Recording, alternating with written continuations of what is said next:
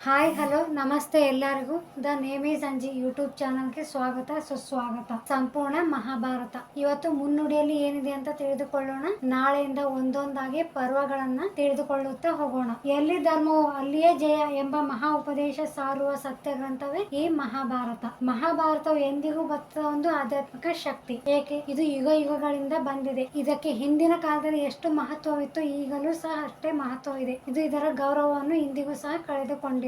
ಹಾಗೆ ಹಿಂದಿನ ಕಾಲದಲ್ಲಿ ಓದಿದಾಗ ಎಷ್ಟು ಪರಿಣಾಮ ಬೀರುತ್ತಿತ್ತು, ಈಗಲೂ ಸಹ ಈ ಮಹಾಭಾರತದ ಪಠಣೆ ಅಷ್ಟೇ ಪರಿಣಾಮವನ್ನು ಬೀರುತ್ತದೆ. ಮಹಾಭಾರತದಲ್ಲಿ ಏನಿದೆ, ಹಿಂದಿನ ಕಾಲದಲ್ಲಿ ಭಾರತೀಯರ ಜನರ ಜೀವನ ಹೇಗಿತ್ತು ಎನ್ನುವುದನ್ನು ತೋರಿಸಿಕೊಡುತ್ತದೆ. ಆಗಿನ ಕಾಲದಲ್ಲೂ ಈಗಿನ ಕಾಲದಲ್ಲೂ ಮನುಷ್ಯ ಜೀವನ ಒಂದೇ ಎಂದು ಸಾರುವ ಒಂದು ಆಧಾರ ಗ್ರಂಥವಾಗಿದೆ. ಇದು ಕೇವಲ ಅರಸು ಮನೆತನದ ಇತಿಹಾಸವಲ್ಲ, ಮನುಷ್ಯ ಜನ್ಮದ ಇತಿಹಾಸ. ಶಾಂತವಾಗಿ ಇದ್ದುಕೊಂಡೇ ಜೀವನದ ಅರ್ಥವನ್ನು ತಿಳಿದುಕೊಳ್ಳುವುದು, ಪರಮಾರ್ಥವನ್ನು ಸಾಧಿಸುವುದು ಹೇಗೆ ಎನ್ನುವುದನ್ನು ನಮಗೆ ತಿಳಿಸಿಕೊಡುತ್ತದೆ. ಮಹಾಭಾರತವು ಪಾಂಡವ ಕೌರವರ ಯುದ್ಧದ ಪ್ರಸಂಗವಲ್ಲ. ಇದು ದೇವ ದಾನವರನ್ನ, ಪಾಂಡವ ಕೌರವರನ್ನ ಧರೆಗೆ ಇಳಿಸಿ, ಅಲ್ಲದೆ ಪರಮ ಪುರುಷನಾದ ಶ್ರೀಕೃಷ್ಣನನ್ನೇ ಧರೆಗೆ ಇಳಿಸಿ ಧರ್ಮ ಅಧರ್ಮಗಳ ಸಂಗ್ರಾಮವನ್ನು ಕೂಡಿಸಿ ಧರ್ಮದ ವಿಜಯವನ್ನು ಸಾರಿಸುತ್ತ ಮೊಳಗಿಸುವ ಒಂದು ಮಹಾಕಾವ್ಯವಾಗಿದೆ. ಧರ್ಮ ಮತ್ತು ಅಧರ್ಮ ಅಂತ ಬಂದಾಗ ಧರ್ಮವೇ ಮೇಲೆ ಎಂದು ಸಾರುವ ಒಂದು ಮುಖ್ಯ ಗ್ರಂಥವಾಗಿದೆ. ಈ ಮಹಾಭಾರತ ಗ್ರಂಥವು ಹೇಗೆ ಬಂತು, ಯಾರು ಬರೆದರು, ಎಲ್ಲಿಂದ ಎಲ್ಲಿಯವರೆಗೆ ಬಂತು ಎಂದು ತಿಳಿದುಕೊಳ್ಳೋಣ ಬನ್ನಿ.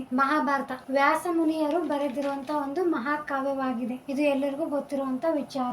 ಯಾವಾಗ ವ್ಯಾಸ ಮುನಿಯರು ಪರಮ ಪಾವನವಾದ ಪಾಪ ಭಯ ನಿವಾರಕವಾದ ಈ ಮಹಾಭಾರತ ಗ್ರಂಥವನ್ನು ಮನಸ್ಸಿನಲ್ಲೇ ಕಲ್ಪಿಸಿಕೊಂಡು ರಚಿಸಿ ಮುಗಿಸಿಕೊಂಡಾಗ ಇದನ್ನು ಬರವಣಿಗೆಯ ಮೂಲಕ ವಾಸ್ತವಕ್ಕೆ ತರಬೇಕೆಂದು ಚಿಂತಿಸಲು ಶುರು ಮಾಡುತ್ತಾರೆ. ಆಗ ಸೃಷ್ಟಿಕರ್ತ ಬ್ರಹ್ಮನು ಅವರ ಎದುರುಗಡೆ ಪ್ರತ್ಯಕ್ಷನಾಗುತ್ತಾರೆ ಮತ್ತು ಅವರಿಗೆ ಸಲಹೆಯನ್ನು ನೀಡುತ್ತಾರೆ. ಏನು, ಮಹಾಭಾರತ ಗ್ರಂಥವನ್ನು ರಚಿಸಲು ಶಕ್ತನಾದ ಏಕೈಕ ವ್ಯಕ್ತಿ ಎಂದರೆ ಅದು ವಿಘ್ನ ವಿನಾಶಕ ಗಣಪತಿ. ನೀನು ಅವನ ಮೊರೆ ಹೋಗು, ಅವನ ಸಹಾಯವನ್ನು ಕೇಳು ಎಂದು ಹೇಳುತ್ತಾರೆ. ಬ್ರಹ್ಮನ ಸಲಹೆಯಂತೆ ವ್ಯಾಸ ಮುನಿಯರು ವಿಘ್ನ ವಿನಾಶಕ ಗಣಪತಿಯನ್ನು ಪ್ರಾರ್ಥಿಸುತ್ತಾರೆ. ಅವನು ಧರೆಗೆ ಇಳಿದಾಗ ಮಹಾಭಾರತ ಕಥೆಯನ್ನು ನಾನು ಹೇಳುತ್ತಾ ಹೋಗುವುದಾಗಿಯೂ ನೀನು ಅದನ್ನು ಬರೆಯುತ್ತಾ ಹೋಗಬೇಕೆಂದು ಹೇಳುತ್ತಾರೆ. ಇದಕ್ಕೆ ವಿಘ್ನ ವಿನಾಶಕ ಗಣಪತಿಯು ಒಪ್ಪಿಕೊಂಡು ಒಂದು ಷರತ್ತನ್ನು ಇಡುತ್ತಾನೆ. ಆ ಷರತ್ತೇನೆಂದರೆ, ಒಂದು ಬಾರಿಯಲು ಬರೆಯಲು ಪ್ರಾರಂಭಿಸಿದರೆ ನಾನು ಮಧ್ಯದಲ್ಲಿ ಎಲ್ಲಿಯೂ ನಿಲ್ಲಿಸುವುದಿಲ್ಲ ಎಂದು ಹೇಳುತ್ತಾನೆ. ಇದಕ್ಕೆ ಯೋಚಿಸಿ ವ್ಯಾಸ ಮುನಿಯರು ಹೇಳುತ್ತಾರೆ, ಹಾಗಾದರೆ ನಾನು ಹೇಳುವ ಶ್ಲೋಕಗಳನ್ನು ಅರ್ಥ ಮಾಡಿಕೊಳ್ಳುವುದೇ ನೀವು ಬರೆಯಕೂಡದು ಎಂದು. ಇಬ್ಬರು ಒಬ್ಬರ ಷರತ್ತುಗಳಿಗೆ ಒಬ್ಬರು ಒಪ್ಪಿಕೊಂಡು ಮಹಾಕಾವ್ಯವನ್ನು ರಚಿಸಲು ಶುರು ಮಾಡುತ್ತಾರೆ. ಯಾವಾಗ ಗಣೇಶನು ಶ್ಲೋಕಗಳನ್ನು ಅರ್ಥ ಮಾಡಿಕೊಳ್ಳಲು ಸಮಯವನ್ನು ತೆಗೆದುಕೊಳ್ಳುತ್ತಾನೋ ಆ ಸಮಯದೊಳಗಾಗಿಯೇ ವ್ಯಾಸರು ತಮ್ಮ ಇನ್ನೊಂದು ಶ್ಲೋಕದ ರಚನೆಯನ್ನು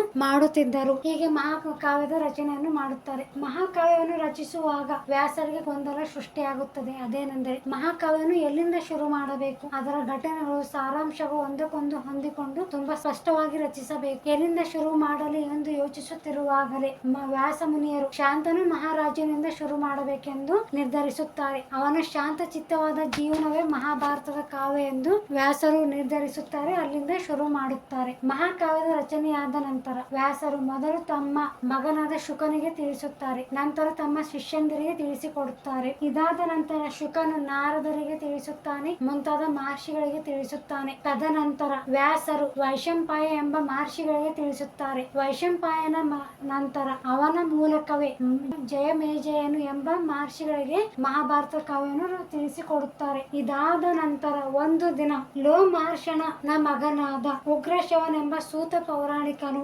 ಅರಣ್ಯದಲ್ಲಿ ಶೌನಕ ಕುಲಪತಿಯು ನಡೆಸುತ್ತಿದ್ದ 12 ವರ್ಷದ ಯಾಗಕ್ಕೆ ಹೊರಡುತ್ತಾರೆ. ಅಲ್ಲಿ ನೆರೆದಿದ್ದ ಮಹರ್ಷಿಗಳು ಈ ಸುತನನ್ನು ಸ್ವಾಗತಿಸಿ ಸತ್ಕರಿಸಿ, ಇವನು ವಿಶ್ರಾಂತಿ ತೆಗೆದುಕೊಂಡ ನಂತರ ನಾವು ನಿಮ್ಮಿಂದ ಕಥೆಗಳನ್ನು ಕೇಳಲು ಬಯಸುತ್ತೇವೆ ಮುನಿವರಿಯ, ದಯಮಾಡಿ ನಮಗೆ ಕಥೆಯನ್ನು ಹೇಳಿ ಎಂದು ಕೇಳಿಕೊಳ್ಳುತ್ತಾರೆ. ಆಗ ಸೂತನು, ನಾನು ಜಯಮೇಜಯನು ನಡೆಸಿದ ಸರ್ಪಯಾಗಕ್ಕೆ ಹೋಗಿ ಬಂದಿದ್ದೇನೆ. ಅಲ್ಲಿ ಅವನು ನನಗೆ ಒಂದು ಮಹಾಕಾವ್ಯದ ಕಥೆಯನ್ನು ಹೇಳಿದ್ದಾನೆ. ಆ ಕಥೆಯನ್ನು ನಿಮಗೆ ಹೇಳುತ್ತೇನೆ ಎಂದು ಹೇಳುತ್ತಾನೆ. ಅಲ್ಲಿಂದನೇ ಈ ಮಹಾಭಾರತ ಕಥೆ ಶುರುವಾಗುತ್ತದೆ. ಇಲ್ಲಿಂದನೇ ಅವನು ಮೊದಲನೇ ಪರ್ವವನ್ನು ಶುರು ಮಾಡುತ್ತಾನೆ. ಆ ಮೊದಲನೇ ಪರ್ವವನ್ನು ನಾವು ನಾಳೆ ತಿಳಿದುಕೊಳ್ಳೋಣ.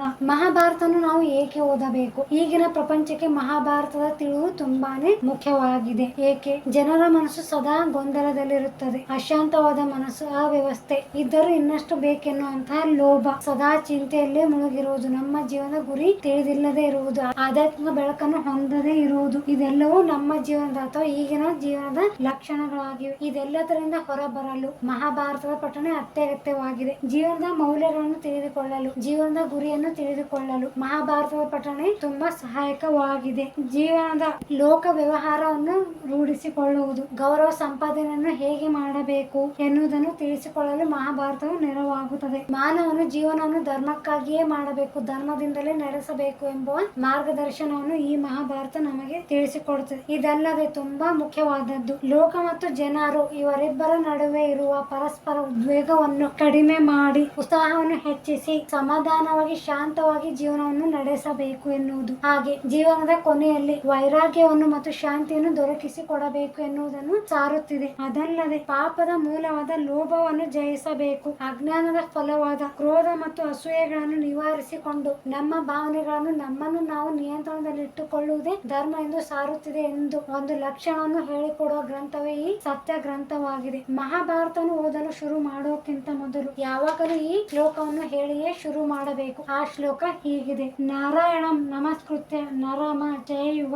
ನರತೋಮಮ ದೇವಿಮ ಸರಸ್ವತಿ ವ್ಯಾಸಮ ತಥೋ ಜಯ ಮುದೀರಯೇತ್. ಈ ಶ್ಲೋಕದ ಅರ್ಥವೇನು? ಹೀಗಿದೆ, ನೋಡಿಕೊಳ್ಳಿ. ಪರಮ ಪುರುಷೋತ್ತಮನಾದ ನಾರಾಯಣನನ್ನು, ನರನನ್ನು, ಸರಸ್ವತಿ ದೇವಿಯನ್ನು, ವ್ಯಾಸ ಮುನಿಯನ್ನು ನಮಸ್ಕರಿಸಿ ಈ ಮಹಾಭಾರತ ಇತಿಹಾಸವನ್ನು ನುಡಿಯಬೇಕು ಎಂಬುದು. ಮತ್ತೆ ಇನ್ನೊಂದು ಶ್ಲೋಕದ ಉಲ್ಲೇಖವಿದೆ ಇದರಲ್ಲಿ. ಆ ಶ್ಲೋಕ ಇಂತಿದೆ: ನಮೋ ಧರ್ಮಾಯ ಮಹತೆ ನಮಃ ಕೃಷ್ಣಾಯ ವೇದಸೆ ಬ್ರಾಹ್ಮಣೇಭ್ಯೋ ನಮಸ್ಕೃತ್ಯ ಧರ್ಮಾನ್ ವಶ್ಯಾಮಿ ಶಾಶ್ವತಾನ್. ಉತ್ತಮವಾದ ಧರ್ಮಕ್ಕೂ ಶ್ರೀ ಕೃಷ್ಣನಿಗೂ ಬ್ರಹ್ಮನಿಗೂ ಬ್ರಾಹ್ಮಣರಿಗೂ ನಮಸ್ಕರಿಸಿ ಈ ಧರ್ಮ ಗ್ರಂಥದ ಮೂಲಕ ಉಳಿದ ಶಾಶ್ವತವಾದ ಅನೇಕ ಧರ್ಮಗಳನ್ನು ನಾನು ನಿರೂಪಿಸುತ್ತೇನೆ ಅಥವಾ ಈ ಧರ್ಮದ ಮೂಲಕ ಧರ್ಮವನ್ನು ಸ್ಥಾಪಿಸುತ್ತೇನೆ ಎಂದು ಹೇಳುತ್ತಾ ಈ ಮಹಾಭಾರತ ಪಠಣೆಯನ್ನು ನಾವು ಶುರು ಮಾಡಬೇಕು. ಇಲ್ಲಿ ಇನ್ನೊಂದರ ಉಲ್ಲೇಖವಿದೆ. ಅದೇನು? ಆಗಿನ ಕಾಲಕ್ಕೂ ಈಗಿನ ಕಾಲಕ್ಕೂ ಇರುವ ಒಂದು ವ್ಯತ್ಯಾಸ. ಅದೇನೆಂದರೆ, ಆಗಿನ ಕಾಲದಲ್ಲಿ ಅರಣ್ಯ ಸಂಪತ್ತು, ಋಷಿ ಆಶ್ರಮಗಳು, ಗುರು ಶಿಷ್ಯರ ಸಂಬಂಧ ಹಾಗೆ ಆಧ್ಯಾತ್ಮಿಕ ಬೆಳಕು ಹೆಚ್ಚಾಗಿ ಕಾಣುತ್ತಿತ್ತು. ಆಗ ದೇವರನ್ನು ಹೆಚ್ಚಾಗಿ ನಂಬುತ್ತಿದ್ದರು, ದೇವರಲ್ಲಿ ಹೆಚ್ಚು ಭಯ ಭಕ್ತಿಗಳಿದ್ದವು. ಅವೆಲ್ಲ ಈಗ ಸ್ವಲ್ಪ ಕಡಿಮೆ ಆಗುತ್ತಾ ಬಂದಿವೆ ಎನ್ನುವುದು ಈ ಗ್ರಂಥದಲ್ಲಿ ಉಲ್ಲೇಖವಿದೆ. ಹಾಗೆ ಮಹಾಭಾರತದ ಪಠಣೆಯಿಂದ ನಮ್ಮ ಮನದ ಮಾಲಿನ್ಯವು ಹೊರಟು ಹೋಗಿ ಧರ್ಮದ ಕಡೆ ಸಾಗುತ್ತೇವೆ. ಮಹಾಭಾರತವನ್ನು ಓದುವಾಗ ಕೇಳುವಾಗ ನಮ್ಮದೇ ಕಥೆಯನ್ನು ಕೇಳುತ್ತಿದ್ದೇನೆ ಎನ್ನುವಷ್ಟು ನಾವು ಮುಳುಗಿ ಹೋಗುತ್ತೇವೆ. ಪ್ರತಿಯೊಂದು ಕಥಾ ಸನ್ನಿವೇಶವು, ಕಥಾ ಪ್ರಸಂಗವು, ಪಾತ್ರವು ನಮ್ಮ ಅನುಭವದ ವಲಯದೊಳಗೆ ಬರುತ್ತವೆ. ಆಗಿನ ಕಾಲದಲ್ಲಿ ಮಹಾಭಾರತವನ್ನು ಹರಿಕಥೆ ಹೇಳುವುದರ ಮೂಲಕ, ಪುರಾಣಗಳನ್ನು ಹೇಳುವುದರ ಮೂಲಕ, ಪ್ರವಚನಗಳನ್ನು ಹೇಳುವುದರ ಮೂಲಕ ಓದಿದವರಿಗೂ ಓದಬಾರದವರಿಗೂ ಹೇಳಿಕೊಡುತ್ತಿದ್ದರು. ಆದರೆ ಈಗ ನಾವೇ ಓದಿ ತಿಳಿದುಕೊಳ್ಳಬೇಕು. ಇಲ್ಲಿಗೆ ಮಹಾಭಾರತದ ಮುನ್ನುಡಿಯು ಮುಕ್ತಾಯಗೊಂಡಿದೆ. ವಿಡಿಯೋ ಹೇಗೆ ಅನ್ನಿಸ್ತು ಎನ್ನುವುದನ್ನು ನಿಮ್ಮ ಅಭಿಪ್ರಾಯಗಳನ್ನ ಕಮೆಂಟ್ ಗಳಲ್ಲಿ ತಿಳಿಸಿ. ಮತ್ತೆ ನಾಳೆ ಭೇಟಿಯಾಗೋಣ. ಧನ್ಯವಾದಗಳು.